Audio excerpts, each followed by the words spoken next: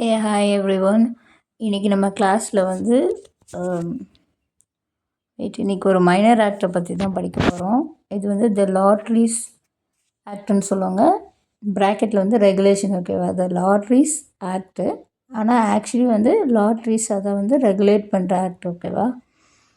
So லாட்ரிஸ்னு நமக்கு தெரியும், நம்ம பம்பர் ப்ரைஸ் வாங்குறது, லாட்ரி டிக்கெட்ஸ் வாங்குறது, அந்த மாதிரி. இந்த ஆக்ட் இந்த ஆக்டை எப்போ ஃபஸ்ட்டு இது பண்ணாங்கன்னா 1998, ஓகேவா? இது அரேஞ்ச்மெண்ட் ஆஃப் செக்ஷன்ஸ்னு பார்த்தேன். இந்த ஆக்ட் என்ஃபோர்ஸ் பண்ண டேட் வந்து 7th July 1998, ஓகேவா? ஆக்ட் நம்பர் வந்து 17/1998. இந்த ஆக்டில் வந்து மொத்தம் 13 செக்ஷன் இருக்குது, including repeal and savings. So section 1 வந்து as you all know, எல்லா ஆக்ட்லையும் இருக்க மாதிரி short title, extent and commencement. Section 2 definition, Section 3 prohibition of lotteries, Section 4 வந்து conditions subject to which lotteries may be organized, Section 5 வந்து prohibition of sale of ticket in a state, Section 6 வந்து prohibition of organization etc. of lottery, Section 7 வந்து penalty, Section 8 வந்து offences to be cognizable or non-bailable, Section 9 வந்து offences by companies, Section 10 வந்து power to give directions, Section 11 power of central government to make rules. Power of central government to make rules வந்து Section 11 வந்து central கவர்மெண்ட்டுக்கு power, Section 12 வந்து state கவர்மெண்ட்டோட power, Section 13 வந்து repeal and savings, ஓகேவா? ஒரு நிமிஷம், ஒரே ஒரு செகண்ட். ஓகே, இப்போது ஃபஸ்ட்டு செக்ஷன் வந்து நம்ம எல்லாருக்கும் தெரியும், ஷார்ட் டைட்டில், எக்ஸ்டெண்ட் அண்ட் கமென்ஸ்மெண்ட்னா என்னதுன்னு. இந்த ஆக்ட் எதுக்காக இது தயாரிச்சிருக்காங்க அப்படின்னா, to regulate the lotteries and to provide for matters connected therewith and incidental thereto. அப்படின்னா அந்த லாட்ரி சம்மந்தப்பட்ட அதுக்கு அதை விட சம்மந்தப்பட்ட எல்லாமே, அப்புறம் அதனால் வரக்கூடிய இன்சிடென்ட்ஸ் எல்லாத்துக்குமே சம்மந்தப்பட்டதை ரெகுலேட் பண்ணுறதுக்கு, அதான் ஒரு ஒருமைப்பாட்டுக்குள்ளே ஒருங்கிணைத்து அதை ஒரு கட்டுப்பாட்டோடு கொண்டு போகிறதுக்காக தான் இந்த ஆக்ட், ஓகேவா? இது வந்து பார்லிமெண்ட்டில், இந்தியன் பார்லிமெண்ட்டில் 49th இயர் ஆஃப் ரிப்பப்ளிக், அதாவது 49வது வருடம் வந்து நமக்கு வந்து கொண்டு வந்துருக்குறாங்க. இது வந்து இந்த ஆக்டை எப்படி கூப்பிடுவாங்கன்னு நான் ஏற்கனவே சொல்லிட்டேன், திருப்பி சொல்ல வேண்டாம். இது இந்தியா ஃபுல்லாகவே வந்து ஒர்க் ஆகும், ஓகேவா? இதான் செக்ஷன் 1. சப்செக்ஷன் 2. சப்செக்ஷன் 3ல் என்ன சொல்கிறாங்கன்னா, இது எப்போ ஃபோர்ஸுக்கு வருது அப்படின்னு பார்த்தீங்கன்னா 2nd October 1997. October 2 எல்லாருக்குமே வந்து நமக்கு ஞாபகம் இருக்கும்ல, காந்தி ஜெயந்தி அன்னைக்கு தான் வந்து இந்த ஆக்ட் வந்து ஃபோர்ஸுக்கு வந்திருக்கு 1997ல். செக்ஷன் 2 வந்து டெஃபினிஷனில் என்னெல்லாம் சொல்கிறாங்கன்னா, in the act unless there is anything repugnant in the subject or context thereto.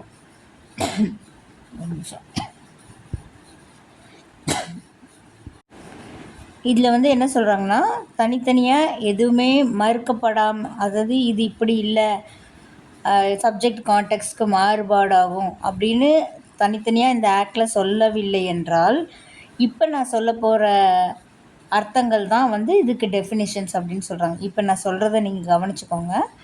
So section 2ல் கிளாஸ் ஏல என்ன சொல்கிறாங்க, bumper draw of a lottery. So வந்து bumper draw of a lottery அப்படின்னா என்ன அர்த்தம்னு சொல்கிறாங்க. Bumper draw of a lottery எப்போ கொடுப்பாங்கன்னா, ஏதாவது ஸ்பெஷல் அக்கேஷனில், இப்போ ஸ்பெஷலாக ஒரு ஃபெஸ்டிவலில் வந்து பம்பர் லாட்ரி கொடுப்பாங்க இல்லையா? ஸோ அதுதான் வந்து பம்பர் ட்ரா ஆஃப் லாட்ரி. இது வந்து ப்ரைஸ் மணி வந்து சாதாரண நாட்களில் கொடுக்கறத விட இந்த மாதிரி நாட்களில் கிரேட்டராக இருக்கும், அதிகமாக இருக்கும். இப்போ வந்து நமக்கு திவாலி, பொங்கல், கிறிஸ்மஸ், இது ரம்ஜான், இந்த மாதிரியெல்லாம் வந்து ஸ்பெஷல் டேஸில் வந்து பம்பர் ட்ரா ஆஃப் லாட்ரி கொடுப்பாங்க, ஓகேவா? அன்னைக்கு அதில் விழுற லாட்ரி ஷீட்டுக்கோ இல்லை அதில் கொடுக்குற அந்த மாதிரி அக்கேஷனில் வர்றதுக்கு நிறைய பணம் எடுக்கலான்னு பண்ணுறது தான் வந்து பம்பர் ட்ரா ஆஃப் லாட்ரி. இப்போ வந்து கிளாஸ் பி என்ன சொல்கிறாங்கன்னா, லாட்ரினா என்னது அப்படின்னு சொல்கிறாங்க, ஓகேவா? ஓகே, லாட்ரினா என்னதுன்னு நம்ம எல்லாருக்குமே தெரியும், லேமேனுக்கு கூட தெரியும் இல்லையா? லாட்ரினா லாட்ரி சீட் வாங்குவோம், லாட்ரி சீட் வாங்கி அது எந்த பேர்லனாலும் இருக்கலாம், அது என்ன பம்பர் ஆஃபர்னு சொல்லலாம், இல்லை ப்ரைஸுன்னு சொல்லலாம், எப்படினாலும் சொல்லலாம், டிஸ்கவுண்ட்டுன்னு சொல்லலாம், வாட் எவர் நேம், எந்த நேம்லேயாவது இல்லை எந்த ஃபார்ம்லேயும் இருக்கலாம். அது காயினாக கொடுக்கலாம், டிக்கெட்டாக கொடுக்கலாம், இல்லைனா இப்போது சும்மா மெயில் மாதிரி இது பண்ணலாம், இல்லை ஒரு நம்பர் கொடுக்கலாம். அந்த மாதிரி ஏதாவது ஒரு ஃபார்மில் distribution of prizes by lot, அதாவது குலுக்கல் முறையில் ஒரு ப்ரைஸை வந்து அந்த அந்த லாட்ரி டிக்கெட் வாங்கினவங்களுக்கெல்லாம், அந்த சீட்டு வாங்கினவங்களாம், அந்த நம்பர் வாங்கினவங்களுக்கோ, அந்த பதிஞ்சவங்களுக்கோ அந்த ப்ரைஸை பகிர்ந்து கொடுக்கறது, குலுக்கல் முறையில் கொடுக்கறதுக்கு பேர் தான் லாட்ரின்னு சொல்கிறாங்க. இதுதான் வந்து கிளாஸ் பி ஆஃப் செக்ஷன் 2. ஓகேவா? செக்ஷன் 2லேயே கிளாஸ் சி இருக்குது. அதில் என்ன சொல்கிறாங்கன்னா, ப்ரிஸ்கிரைப்டு அப்படின்னா என்னென்னு சொல்கிறாங்க. ப்ரிஸ்கிரைப்டுனா ஒன்றும் இல்லை, means prescribed by any rules made under this act. இந்த ஆக்டுக்கு கீழே ஏதாவது ஒரு ரூல் ப்ரிஸ்கிரைப் பண்ணாங்கன்னா அதுக்கு அர்த்தம் தான் ப்ரிஸ்கிரைப்டுன்னு சொல்கிறாங்க. இந்த 3க்கும் அர்த்தம் தெரிஞ்சுக்கிட்டா தான் இதுக்கப்புறம் வர செக்ஷனில், ஏன்னா இந்த வேர்டு அடிக்கடி யூஸ் பண்ணுவாங்க. ஸோ அது என்னென்னு அப்போ நம்ம குழம்பிட்டு இருக்கக்கூடாதுல்ல, அதனால தான் ஃபஸ்ட்டு டெஃபினேஷன் தராங்க. ஓகேவா? இப்போ செக்ஷன் 3 என்னென்னு பார்த்தீங்கன்னா, ப்ரோஹிபிஷன் ஆஃப் லாட்ரிஸ். லாட்டரிஸை தடை செய்கிறதுக்கான செக்ஷன். ஓகேவா? இதில் என்ன சொல்கிறாங்கன்னா, வெயிட் ஒரே ஒரு நிமிஷம். செக்ஷன் 3 வந்து ஒன்றுமே இல்லை, கண்டிஷன் கிளாஸ்னு வச்சுக்கலாம். ஓகேவா? செக்ஷன் 3ல் என்ன சொல்கிறாங்கன்னா, செக்ஷன் 4ல் சில கண்டிஷன்ஸ் கொடுத்துருக்காங்க. எந்தெந்த முறையில் நீங்கள் லாட்ரிஸை ஆர்கனைஸ் பண்ணலாம், எப்படி பண்ணக்கூடாது அப்படிங்கிறதுக்குள்ள ஸ்டேட் கவர்மெண்ட் ஆர்கனைஸ் பண்ணலாம், ப்ரமோட் பண்ணலாம் அப்படிங்கிறதுக்கு செக்ஷன் 4ல் சில கண்டிஷன்ஸ் கொடுத்துருக்காங்க. இப்போ செக்ஷன் 3ல் என்ன சொல்கிறாங்கன்னா, அந்த மாதிரி செக்ஷன் 4ல் எதுவுமே கொடுக்கலை அப்படின்னா, அதாவது கொடுக்காத ஒரு விஷயத்த அந்த ஸ்டேட் கவர்மெண்ட் வந்து அது தொடர்பாக லாட்ரிஸை ப்ரமோட் பண்ணவோ, லாட்ரி நடத்தவோ, லாட்ரி ஆர்கனைஸ் பண்ணவோ கூடாதுன்னு சொல்கிறாங்க. ஓகேவா? So it's very simple.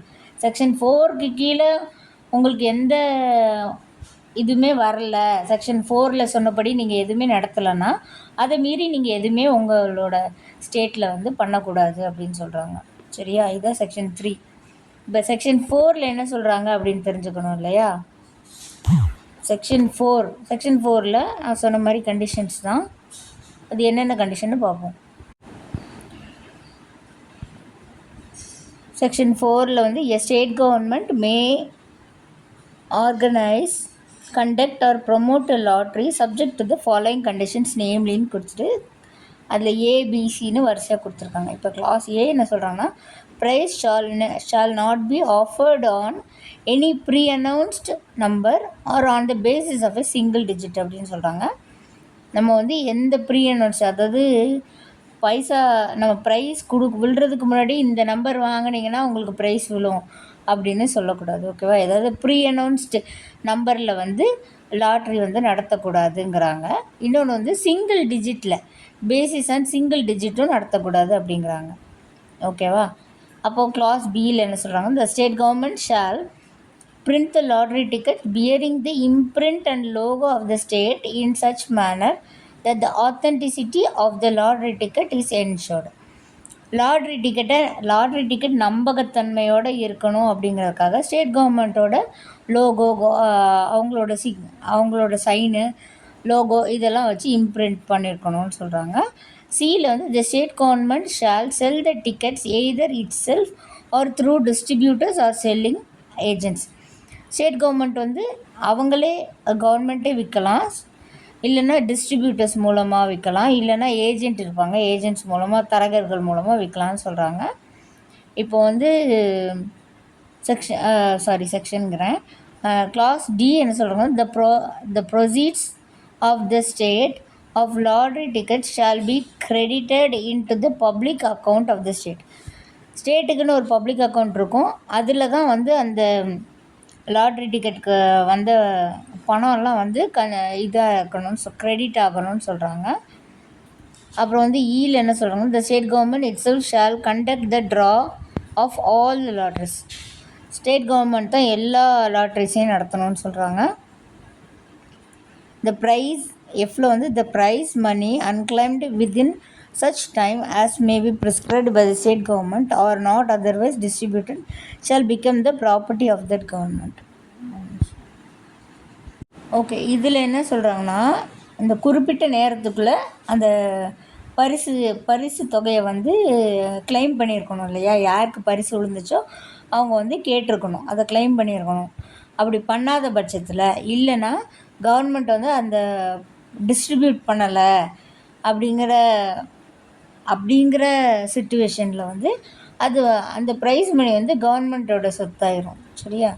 இதை தான் வந்து எஃப்ல சொல்கிறாங்க. அதாவது செக்ஷன் 4 கிளாஸ் எஃப்ல சொல்கிறாங்க. அப்புறம் ஜி வந்து the place of draw shall be located within the state concerned. State எங்கே நினைக்கிறாங்களோ அதுக்குள்ளே வந்து அவங்க அந்த பிளேஸ் ஆஃப் ட்ரானா எங்கே லாட்ரி எடுக்கணும் அப்படிங்கிறத வந்து ஸ்டேட் கவர்மெண்ட் தான் முடிவு பண்ணுவாங்க. ஹெச்சில் என்ன சொல்கிறாங்க, no lottery shall have more than 1 draw in a week.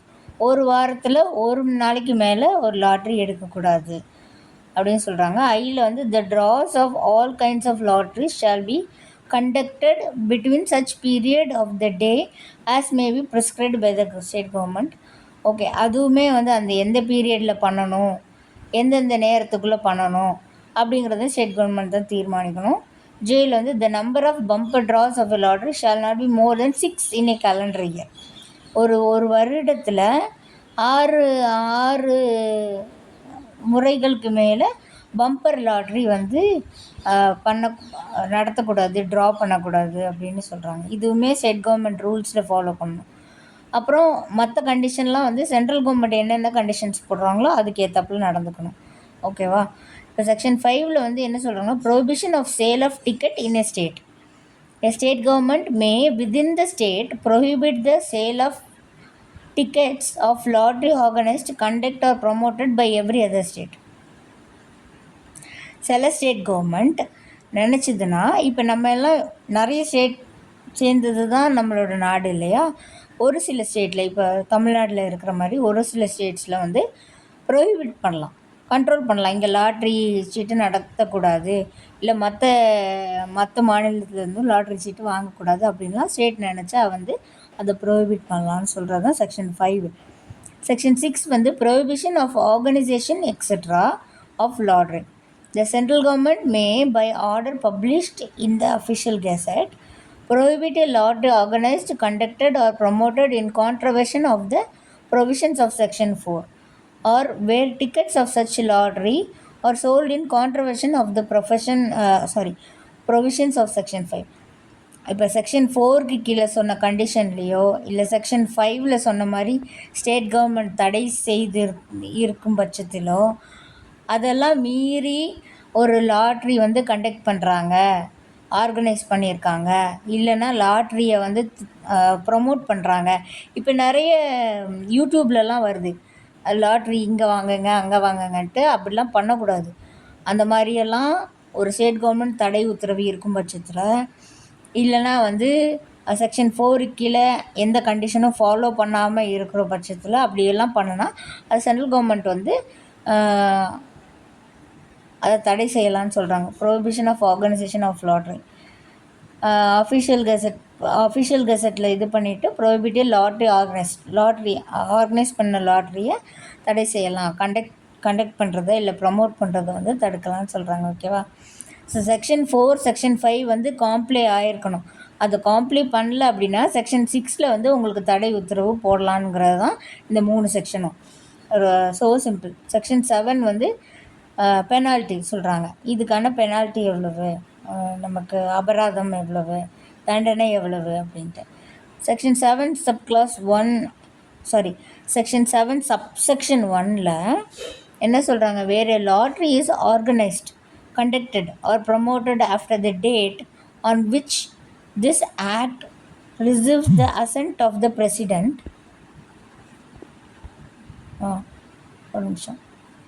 Receive the assent of the president in contravention of the provision of this act by any department of the state government, the head of the department shall be punishable with rigorous imprisonment for a term which may extend to 2 years or with fine or with both.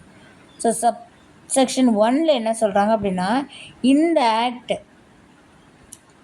பிரசிடெண்ட்டுக்கிட்ட ascent, அதாவது அவரோட ஒப்புதல் வாங்கினதுக்கு அப்புறமே இந்த act வந்து நடைமுறைக்கு வந்த மாதிரி நினச்சிக்கிறோம். ஓகேவா? ஒரு ஒரு ப்ரெசம்ஷன் தான். அதுக்கப்புறமே ஸ்டேட் கவர்மெண்ட் அந்த ஆக்ட் சொன்னபடி எதையுமே ஃபாலோ பண்ணாமல் நடந்துக்கிட்டாங்க அப்படின்னா, அந்த டிபார்ட்மெண்ட் ஹெட் இருக்காங்கல்ல, அவங்களுக்கு வந்து ரிகரஸ் இம்ப்ரெஸ்மெண்ட், கடுங்காவல் தண்டனை, 2 வருட கடுங்காவல் தண்டனையும் ஃபைனும் இல்லை என்றால் 2ம் சேர்த்தும் கொடுக்கலாம் அப்படின்னு சொல்கிறாங்க.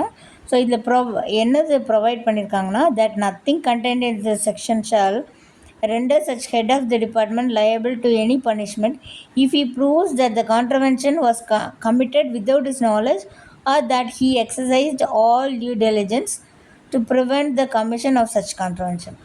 ஓகே, இதில் ப்ரொவிஷன் இன்னொன்று என்ன கொடுத்துருக்காங்க, இது எக்ஸப்ஷன் கிளாஸு. இப்போ அந்த ஹெட் ஆஃப் த இப்போ நான் தான் ஹெட் ஆஃப் த டிபார்ட்மெண்ட்னு வச்சுக்கோங்களேன். எனக்கு தெரியும் இப்படி ஒரு சட்டம் இருக்குது அப்படின்ட்டு. அந்த சட்டத்தை மீறியும் கவர்மெண்ட் என்னோடய டிபார்ட்மெண்ட் வந்து லாட்ரி நடத்துது, இல்லை லாட்ரி ப்ரமோட் பண்ணுது, இல்லை லாட்ரி கண்டக்ட் பண்ணுது அப்படின்னு வச்சுக்கோங்க. அதுக்கு வந்து என்னையை அரெஸ்ட் பண்ணலாம், அப்படி தானே? எனக்கு கடுங்காவல் தண்டனையோ ஃபைனோ கொடுக்கலாம். ஆனால் நான் ப்ரூவ் பண்ணுறேன். நான் எதை ப்ரூவ் பண்ணுறேன்? இந்த மாதிரி இது எங்கள் டிபார்ட்மெண்ட்டில் கீழே நடத்துகிறாங்கங்கிற நாலேஜே எனக்கு வரல அப்படிங்கிறத ப்ரூவ் பண்ணுறேன். அப்படி இல்லைன்னா எனக்கு வந்து நான் இதை தடுக்கிறதுக்கோ எல்லா முயற்சிகளையும் நான் எடுத்தேன். ஓகேவா? He exercised all due diligence to prevent the commission of such contravention. இந்த மாதிரி சட்டத்துக்கு புறம்பாக நீங்கள் பண்ணாதீங்க அப்படிங்கிறத வந்து நிறுத்துறதுக்கு நான் எல்லா முயற்சியும் எடுத்தேன். ஒன்று வந்து எனக்கு நாலேஜே இல்லைன்னு ப்ரூவ் பண்ணணும். அப்படி இல்லைன்னா எனக்கு நாலேஜ் இருந்துச்சு, நான் தடுக்கிற டியூ டெலிஜென்ஸ் எல்லாத்தையும் எடுத்தேன். ஆனாலும் என்னால் முடியலன்னு ப்ரூவ் பண்ண நான் சட்டத்துக்கு முன்னாடி நிரபராதி. சரியா? அப்படி இல்லைன்னா எனக்கு 2 வருட கடுங்காவல் தண்டனை, ஃபைனு எல்லாமே உண்டுன்னு சொல்கிறாங்க. ஏன்னா நான் தானே அந்த டிபார்ட்மெண்ட்டோட ஹெட்டு. ஓகேவா?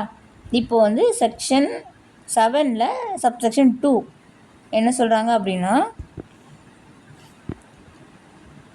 notwithstanding anything contained in this subsection 1, where a contravention under this act has been committed by a department of government and it is proved that the contravention has been committed with the consent or connivance of or is attributable to any neglect on the part of any officer other than the head of the department, such officer shall also be deemed to be guilty of that contravention and shall be liable to proceeded against the punished accordingly. So இதில் என்ன சொல்கிறாங்க, இப்படியெல்லாம் இந்த இப்போ first subsection நான் சொல்லிட்டேன், அதுக்கு விளக்கமும் தெரிஞ்சிச்சு. ஃபஸ்ட்டு சப்செக்ஷன் அதை விட்டுருங்க. அதை வந்து இப்போது அது இருந்தும் இன்ஸ்பைட் ஆஃப் தேட் இப்போது ஒரு கான்ட்ரவென்ஷன், இந்த ஆக்டுக்கு எதிராக வந்து சில செயல்பாடுகள் நடந்திருக்கு. ஆனால் அது டிபார்ட்மெண்ட்டோட ஹெட்டுக்கு தெரியாது. ஆனால் அங்கே உள்ள இன்னொரு ஆஃபீஸர் தான் அதுக்கு எல்லாமே பொறுப்பானவங்க, அவங்க தான் பண்ணியிருக்காங்கன்னா அந்த பனிஷ்மெண்ட் ப்ரொசீடிங்லாம் அவங்களுக்கு எதிராக வந்து நடக்கும், அவங்கள தான் குற்றவாளி ஆகுவாங்க அப்படின்னு சொல்கிறாங்க. இதான் சப்செக்ஷன் 2. சப்செக்ஷன் 3ல் என்ன சொல்கிறாங்கன்னா, if any person acts as an agent or promoter or trade in lottery organised conducted or promoted in contravention of the provision of this act or sells, distributes, purchase the tickets of such lottery, he shall be punishable with rigorous imprisonment for a term which may extend to 2 years or with fine or with both. So subsection 3 என்ன சொல்கிறாங்கன்னா, இந்த ஆக்டுக்கு எதிராக, இந்த ஆக்டில் சொல்லியிருக்க ப்ரொவிஷன்ஸ்க்கு எதிராக இதெல்லாம் நம்ம கேட்காம ஒரு லாட்ரி டிக்கெட் ஏஜெண்ட்டாக இருந்தாலோ, இல்லை ப்ரமோட்டராக இருந்தாலோ, இல்லை ட்ரேடர் அதை விற்கிறவங்களா இருந்தாலோ, இல்லை பர்ச்சேசர் வாங்குறவங்களா இருந்தாலோ, டிஸ்ட்ரிபியூட் பண்ணுறவங்களா இருந்தாலோ அவங்களுக்கும் 2 வருட கடுங்காவல் தண்டனை, இல்லைன்னா ஃபைனு, இல்லைன்னா 2மே சேர்த்து கொடுப்பாங்கன்னு சொல்கிறாங்க. ஓகேவா? இதுதான் பெனால்ட்டி கிளாஸ் முடிஞ்சிச்சு. அப்புறம் செக்ஷன் 8. செக்ஷன் 8ல் என்னதுன்னா, offence to be cognisable and non bailable. So the offence under the act shall be cognisable and non bailable. இது நான் உங்களுக்கு ஏற்கனவே சொல்கிறேன். பெயிலபிள் அப்படின்னா you will get a bail as a right. அது உங்களுக்கு உரிமை, அது உங்களுக்கு தன்னாலேயே அந்த குறிப்பிட்ட காலங்கள் அந்த இது முடிஞ்சிருச்சுன்னா வந்து உங்களுக்கு பெயில் கிடச்சிரும்.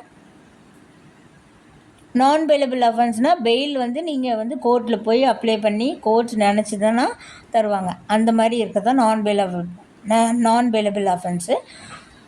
ஸோ பொதுவாக கொஞ்சம் சீரியஸ் அஃபென்ஸு இல்லைன்னா சொசைட்டியை ரொம்ப பாதிக்கிற அஃபென்ஸ் எல்லாம் நான் பெயிலபிள் அஃபென்ஸாக தான் இருக்கும்.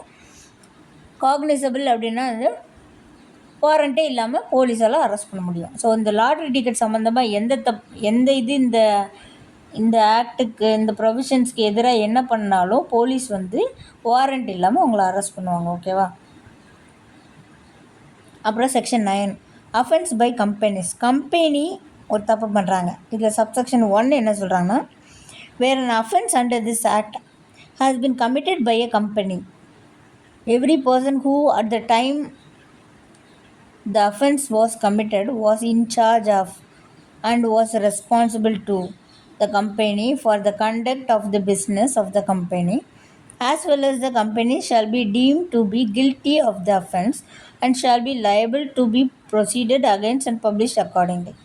ஓகே, சேம் திங் தான். இது நம்ம எல்லோருக்கும் புரியும். ஒரு கம்பெனி இதை பண்ணுது, தப்பாக பண்ணுதுன்னா அந்த கம்பெனிக்கு அப்போ யார் பொறுப்பில் இருந்தாங்களோ, யார் இன்சார்ஜாக இருந்தாங்களோ அவங்க வந்து பொறுப்பாவாங்க. அவங்களுக்கு எதிராக தான் பனிஷ்மெண்ட்டு ப்ரொசீடிங்ஸ் எல்லாமே நடக்கும்னு சொல்கிறாங்க. இதில் ப்ரொவிஷன் அதே மாதிரி தான். அந்த கவர்மெண்ட் அஃபிஷியலுக்கு சொன்னேன்ல, அதே மாதிரி தான் இங்கேயும். அந்த கம்பெனி தலைமை பொறுப்பில் இருந்தவங்க இந்த provided that nothing contained in this subsection shall render any such person liable to punishment if he proves that the offence was committed without his knowledge or that he had exercised all due diligence to prevent the commission of the such offence.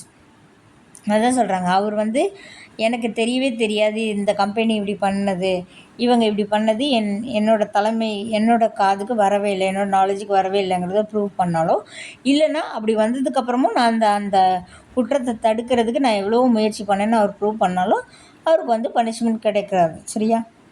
அதுலேருந்து தப்பிச்சுக்கலாம். இப்போ subsection 2 of section 9 என்ன சொல்கிறாங்கன்னா, notwithstanding anything contained in subsection 1, where an offence under this act has been committed by a company and it is proved that the offence has been committed with the consent or connivance of or is attributable to any neglect on the part of any director, manager, secretary or other officer of the company, such director, manager, secretary or other officer shall also be deemed to be guilty of the offence and shall be liable to be proceeded against and punished accordingly. நான் ஏற்கனவே சொன்ன மாதிரி தான். இப்போ ஒரு company பண்ணியிருக்காங்க, ஆனால் first சப்செக்ஷனில் பார்த்த மாதிரி அதை மறந்துடுங்க. இன்ஸ்பைட் ஆஃப் தேட், இப்போ ஒரு குற்றம் வந்து அந்த கம்பெனிக்கு தெரிஞ்சே வந்து அவரோட மேனேஜரோ டைரக்டரோ செக்ரட்டரியோ யாரோ ஒருத்தங்களோட ஒப்புதலின் பேரில் அவங்களும் சேர்ந்து, இல்லைன்னா அவங்களோட கவனக்குறைவின் பேரில் இது நடந்திருக்கு அப்படின்னா அவங்களுக்கு எதிராக வந்து ப்ரொசீடிங்ஸ் நடக்கும். அவங்க தான் குற்றவாளின்னு சொல்லுவாங்க. பனிஷ்மெண்ட் அவங்களுக்கு தான். Explanation for the purpose of this section. என்ன எக்ஸ்ப்ளனேஷன் சொல்லியிருக்காங்க? A, company means any body corporate and include a firm or other association of individuals and B, director in relation to a firm means a partner in the firm. Okay, கம்பெனினா என்னன்னு சொல்லியிருக்காங்க? அது body of corporate, நிறைய பேர் சேர்ந்து இருக்கிறது. ஓகேவா? இல்லை அசோசியேஷன், ஒரு கூட்டமைப்பு. பி, டைரக்டர்னால் யார்? அந்த ஃபர்ம், அந்த கூட்டமைப்பு, அந்த பாடியோட அங்கே பார்ட்னராக இருக்கிறவங்க. ஓகேவா? ஒரு நிமிஷம்க்கா.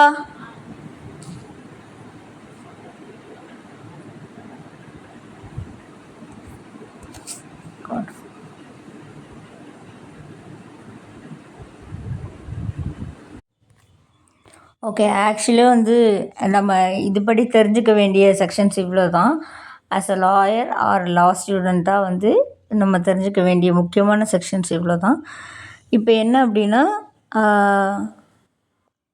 அடுத்த செக்ஷன் 10 வந்து power to give direction. The central government may give direction to the state government to as to carrying into execution in the state any of the provision of this act or of any rule and or order made thereunder.